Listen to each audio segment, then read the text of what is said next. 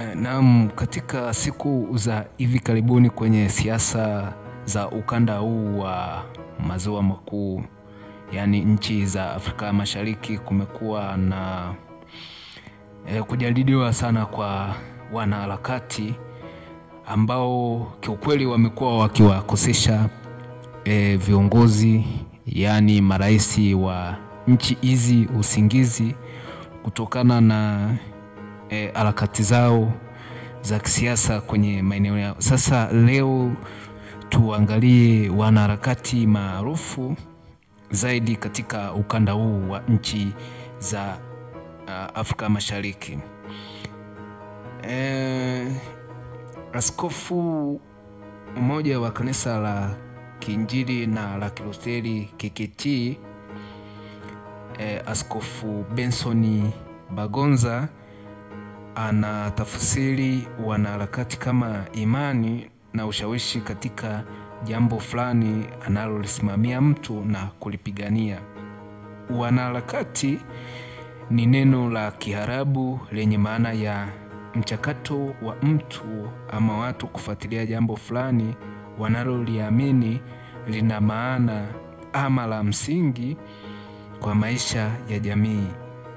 Na kwa nchi nyingi hasa za Kiafrika, watu hawa huonekana kama maadui wa mamlaka, na wakati mwingine hupitia maisha magumu, na wakati mwingine wanaweza kufanikiwa kufikia malengo yao ya harakati wanazozipigania. Sasa wanaharakati maarufu kwa Tanzania, mwanaharakati maarufu namba moja ni Maria Sarungi. Ni mwanaharakati aliyejikita zaidi kwenye kutaka mabadiliko, akitumia mitandao ya kijamii zaidi katika kuelezea azma yake. Na mwanaharakati mwingine ni Boniface Mwangi. Huyu ni raia wa Kenya. Boniface Mwangi aliacha uandishi wa habari baada ya kushuhudia na kupiga picha ghasia baada ya uchaguzi nchini Kenya mwaka 2007 kama mpiga picha wa magazeti. Alipata mfadhaiko wa kiakili baada ya kuathiriwa moja kwa moja wakati watu wa jamii yake walipotishiwa. Mwanaharakati mwingine ni Agatha Atuhaire wa Uganda. Ni mwanasheria mashuhuri na mwanahabari mwenye tajriba au uzoefu wa zaidi ya miaka 11 katika tasnia ya uandishi wa habari. Amechangia katika vyombo vya habari kama vile Independent, Daily Monitor, Uganda Radio Network, BBC na National Geographic. Agatha huonekana mara kwa mara kwenye vipindi vya mazungumzo vya NTV na NBC TV, na amekuwa akiandaa kipindi cha Civis Space TV.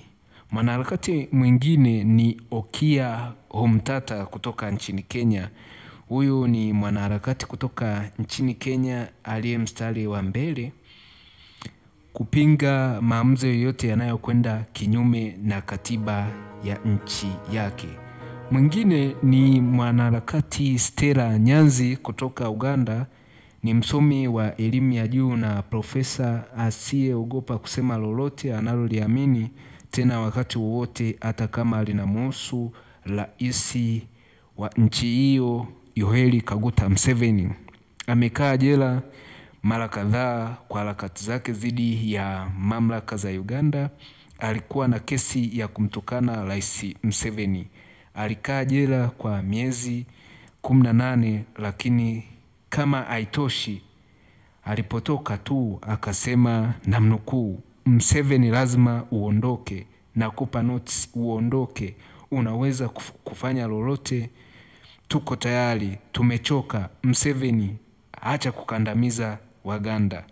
Hiyo ni orodha ya wanaharakati nguri kabisa kwenye ukanda huu wa nchi za maziwa makuu.